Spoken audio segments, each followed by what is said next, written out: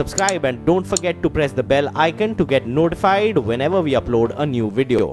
कोई बहाना होने चाहिए, बहाना आए तो उसके बाद वो लड़ाई करे। लेकिन जहाँ तक आपने बैनुल-अक़वामी बरादरी की बात की है, उसमें बड़ी अफसोसनाक सूरत हाल है। वहाँ चाइना, पाकिस्तान एक तरफ खड़े हैं, बाकी दुनिया जो है वो आपका साथ नहीं दे रही, वो हिंदुस्तान का साथ दे रही है। और पाकिस्तान के साथ पूरा उनका एफर्ट है कि पाकिस्तान को दबाव में लाया जाए। वो कहते हैं जी पाकिस्तान को घुस के मारेंगे, ये दावे करते रहे थे 56 इंच की मेरी छाती है। आरिफ चौधरी साहब, ये आप देख रहे हैं कि हिंदुस्तान और पाकिस्तान के ताल्लुकात, जिसको कहते हैं कि शायद 72 सालों में जितनी निचली सतह पे जा सकते चले गए। एक दफ़ा फिर कहते हैं जी जंग के बादल सामने आए थे, फिर रुक गए थे। फिर इस दौरान आपने देखा कि जो मुठभेड़ हुई ज़बरदस्त किस्म की लद्दाख में चाइना के साथ, क्या अचीव करना चाहते हैं? इत्तेशाम साहब, बहुत शुक्रिया आपका।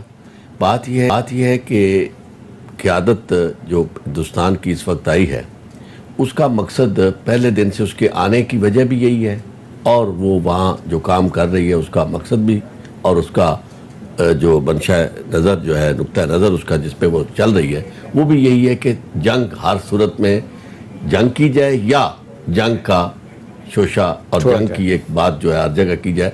यानी मुतहारब अंदाज में ज़िंदगी गुजारने वाला शख्स और पार्टी जो है वो बरसर इक़्तिदार आई है। यानी बदकिस्मती ये है कि आप देखें पाकिस्तान में इस तरह की अभी तक आपकी जो हुकूमत बनती है वो बिल्कुल अनस्टेबल हुकूमत बनती है। कभी ये आप जिस तरह अभी बता रहे थे कि चंद वोटों की बात है, और हर वक्त जो इक़्तिदार में नहीं है वो ये कहता है कि जी ये हुकूमत आज चली जाएगी, इसके दिन गिने जा चुके हैं। वहाँ मुल्क में एक ऐसा शख्स, उसे उन्होंने मैंडेट दे दिया, भारी मैंडेट, ठीक। तो अब उस भारी मैंडेट का तकाजा ये है कि वो हर वक्त वो समझता है कि मुझे वोट इसलिए ज़्यादा मिले हैं कि मैं बेसिकली जो 80% यहाँ की लोग हैं, कम्युनिटी है, यानी हिंदू कम्युनिटी, मैं उसके जज्बात और उसकी एस्पिरेशंस को रिप्रेजेंट करता हूँ। और उसके जज्बात और एस्पिरेशंस जो है वो मैंने अभी दिनों में अमर्ता सेन की किताब पढ़ रहा था, वो भी एक अरसे से चलते आ रहे हैं बिल्कुल इसी तरह साथ साथ। कभी उन्हें इतनी हवा नहीं मिली थी जितनी अब हिंदुस्तान जो था, इसे वो हमेशा ये समझाएंगे कि मल्टी कल्चरल ये जगह है, ऐसा मुल्क जिसमें दुनिया के मुख्तलिफ मज़ाहिब के लोग आबाद हुए।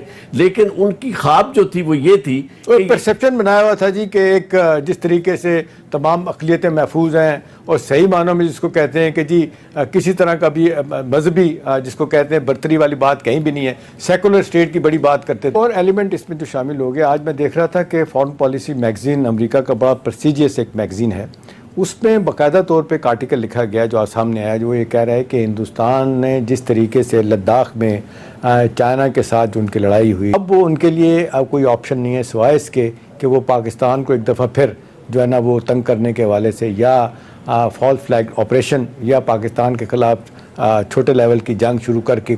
सवाल मेरा आपसे है कि इस लेवल पे अगर फॉरेन मैगज़ीन जो है, फॉरेन पॉलिसी मैगज़ीन, वो लिख रहा है इतना वाज़े तौर पे, तो अमेरिका, बाकी यूरोपियन यूनियन, सारी दुनिया की ओपिनियन वो देख नहीं रही कि हिंदुस्तान किस डगर पे चल पड़ा है। श्याम साहब, ये तो आपने देखा कि लाइन ऑफ कंट्रोल की खिलाफ वर्जी इतनी कभी नहीं हुई थी, अब हर रोज़ हो रही है। और दूसरा ये जो दहशतगर्दी का वाक़या, ये भी यूँ समझते हैं कि बिल्कुल उसी समत में कदम उन्होंने उठाया है कि जो बात अब काफ़ी अरसे से अमन था उसे भी उन्होंने तहबाला करने की कोशिश की। लड़ाई तो उनका मकसूद है, और वो चाहते भी हैं कि कोई ना कोई ऐसी सूरत हाल पैदा की जाए, कोई बहाना होने चाहिए, बहाना आए तो उसके बाद वो लड़ाई करें। लेकिन जहाँ तक आपने बैनुल-अक़वामी बरादरी की बात की है, उसमें बड़ी अफसोसनाक सूरत हाल है।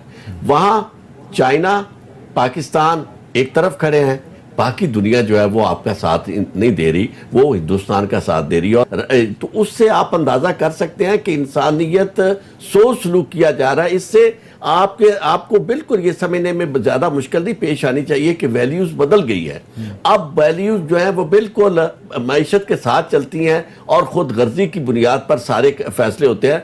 वरना दुनिया के अंदर इस तरह कभी हुआ है कि जो हिंदुस्तान ने किया कि तमाम बैनुल-अक़वामी क़वानीन की खिलाफ वर्जी करते हुए उसने इतने अरसे से मैसूर रखा हुआ है एक पूरी आबादी को, और वो आर्टिकल जो गारंटी था, कॉन्स्टिट्यूशनल गारंटी था उनकी सॉवरेनिटी का और उनकी इंडिपेंडेंस का, उसको भी उसने ख़त्म कर दिया। लेकिन जो साहब एक चीज़ बताएं, अब सूरत हाल जिस तरफ जा रही है कि हिंदुस्तान आज के ज़माने में जिस तरीके से लोग कहते हैं कि वो हमेशा उसने अपने पड़ोसियों के साथ ताल्लुकात बेहतर रखने की कोशिश की, किसी हद तक ठीक भी था। सवाल ये है कि सारी दुनिया देख रही है कि हिंदुस्तान को कहा जाए कि भाई आप तो बड़ी ख्वाहिश रखते हैं, आप छठे और सातवीं अपना सिक्योरिटी काउंसिल के मेंबर बनना चाहते हैं, 5 परमानेंट हैं, ठीक है, नॉन परमानेंट मेंबर बन गए हैं वो 2 साल के लिए। पाकिस्तान में 10-12 साल पहले मूव चली थी कि जी 3 ममालिक और शामिल किए जाएं, जिसमें ब्राज़ील, इंडिया और जापान को शामिल करना था। वो अब लोग नहीं कहते कि भाई वो मुल्क जिसके अपने हमसायों के साथ ताल्लुकात ठीक नहीं है वो किस तरह एलिजिबल हो सकता है कि वो यूएन की किसी बड़े अदारे की मेंबरशिप के लिए एस्पायर करे। पाकिस्तान के साथ पूरा उनका एफर्ट है कि पाकिस्तान को दबाव में लाया जाए। वो कहते हैं जी पाकिस्तान को घुस के मारेंगे, ये दावे करते रहे थे, 56 इंच की मेरी छाती।